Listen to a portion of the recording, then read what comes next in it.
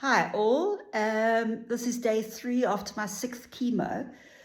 I've been sleeping all day, but I eventually woke up, had a cup of coffee and some Woolworths rusks, so I'm feeling much better now.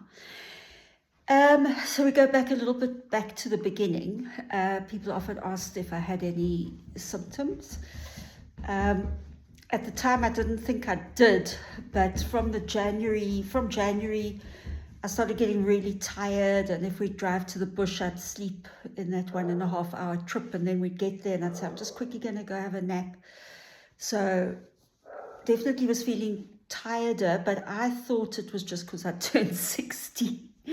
So, and I had, in the mornings, I'd get tummy cramps, but it was more like once I'd gone to the loo, it was fine, but like really quite sore tummy cramps. And apart from that, nothing really. So anyway, we go off to Pretoria for our first consultation, not actual chemo, just to meet the doctor, find out exactly what's going on. And she explained the procedure to me, told me possible side effects. She said the type of chemo I was on, you don't always lose your hair. And I thought at the time that didn't really matter to me, but shortly after that, another cancer patient friend of mine, she was on her second round and she just lost her eyebrows and her eyelashes, and I just thought, oh, that's quite grim. So far I've been really lucky. I don't know, might happen at some other stage. Another weird little side effect is, I think it's called, I forget now, but you basically get hypersensitive to cold. So if you touch a tap or something like that, it feels like little electric shocks or something going through your fingers. But I've been able to manage that, so that's cool. Anyway, so the first consultation we didn't know what to expect at all. The night before, we stayed at a B&B in Pretoria, and Yuri and I didn't sleep a wink the whole night because we just didn't know what was going to happen. We knew it was quite serious, but we didn't know what was going to happen. But the doctor's really amazing, talked us through the whole thing. And then we went home. I had the port put in, and a week later I came for my first chemo. That was probably sorry, Edward's playing with his ball here. He's a big naughty boy. That first chemo, I was obviously absolutely petrified. You also walk through a room where I think there are about 16 sort of comfy chairs where people are all sitting hooked up to drips and stuff, and it's got the weirdest smell about it. It's just very, I don't know if I'm just very sensitive to smell at the moment, but it was very weird. And you just see people, some really, really, really sick. Thank goodness no children where I go, because I think that would just be really hard to deal with. And okay, so the first step, you get, my little port, I've just had it yesterday, we took it out, but there's a tiny little hole here under the skin where the needle goes in. And I went into this little room to have it done, and the nurse told me what we were going to do, and I had to take a deep breath in. But I was so overwhelmed that the entry to the port's just under the skin, so pain-wise, not too bad. It's like an injection. But I got this rush of really like a cold wave, or might have been warm. It just moved through my whole body, and I kept saying to the nurse, have you given me the medicine? Have you given me the medicine? Because it just felt, how could just putting a needle in a already existing thingy, Ed. And she said, no, the medicine's not in. And then I started vomiting, and she just said, you're terrified. It's fine. You're okay. You're just terrified. But, it was so overwhelming. But anyway, I got through that. Then the actual chemo, I think it took about 4 hours to do the whole thing. They put a lot of cortisone in first for anti-nausea. That's also why I've picked up so much weight. I've picked up 8 kilograms in 3 months. And I've got quite blotchy marks on my skin.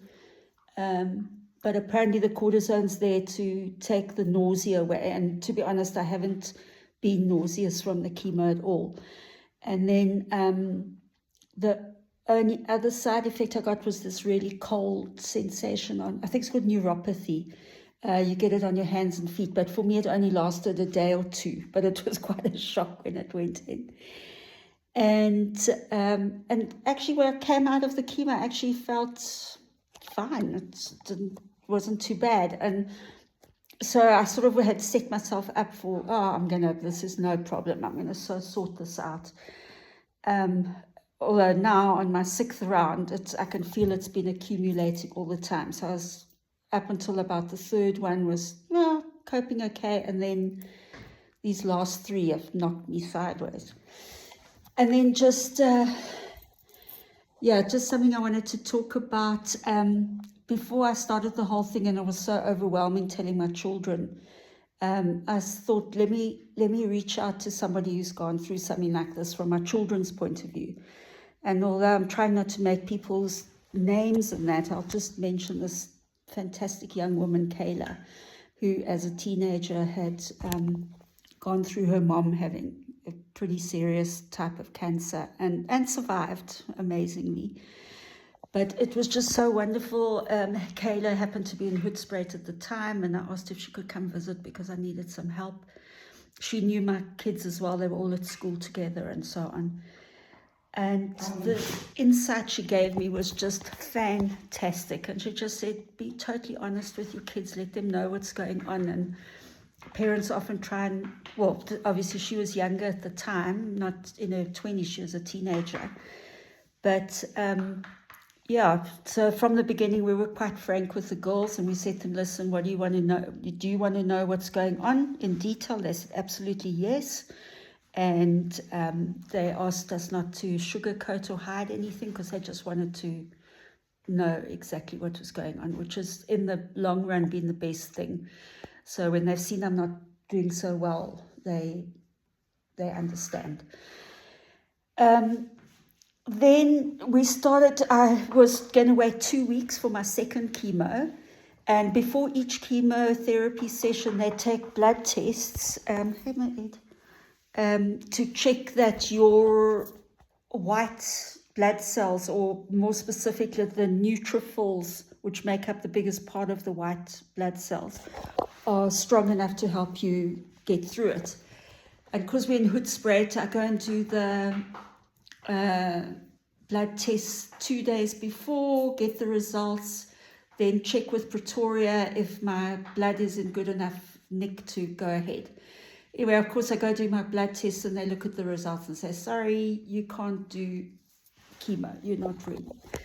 So to sort that out, they put me on a course, the most awful injections called Neupogen. It's basically an injection that makes your bone marrow generate more, I think, white blood cells, or the neutrophils or something, but it's got something to do with the white blood cells. And those injections, the first one, I went to my GP to show me how to do it. And then I said, no problem, I can do it myself. It's just a little, tiny little preloaded syringe with a little needle, very thin needle that you just pop into the fat next to your belly button. So second day I did my own one, and I didn't realize, the friend of mine who'd lost her eyebrows and eyelashes, she told me, listen, those injections are horrible. And I thought, okay, cool. And jeepers, that night, I think it was the night of my second one, during the day I'd felt this like pushing pain on my pelvis, because I heard they could be quite painful, but I didn't know how or where. And then that night I got into bed and I just felt like my neck, the back of my head, my shoulders and my pelvis were like in a vice grip. And it was just like a squeezing pain. And I had Yuri was in the shower, so I didn't have a person there, but I grabbed my bull terrier's front paws with my front paws. and just squeezed so hard to just get the pain to pass over. And it did pass over, and luckily it was as Yuri was getting out the shower, so I could have somebody just to lean on. Anyway, I've since learned now, whenever I have those injections, I take 2 Tramosettes, which are heavy-duty painkillers that I got from the dentist. Those things work. Anyway, I phoned my friend the next day. I said, what the hell? Those bloody injections are so sore. And she said she didn't want to tell me how sore it was because I wouldn't want to do them. But anyway, so I've worked out the pain thing now. So my second chemo was delayed by a week, which wasn't great because I like to work like a calendar. This is happening on this day. We'd made dates for the girls to fly from Cape Town and Amsterdam, and now it was like everything was out of kilter, and I started realizing I can't control this thing that's happening. Okay, so this is just over, it's 11 minutes, so I'm going to stop here, and I'm sure in the next few days I'll be more up and down, and we'll carry on with the next treatments running after that and how things are changing and progressing. Thanks for listening. Bye.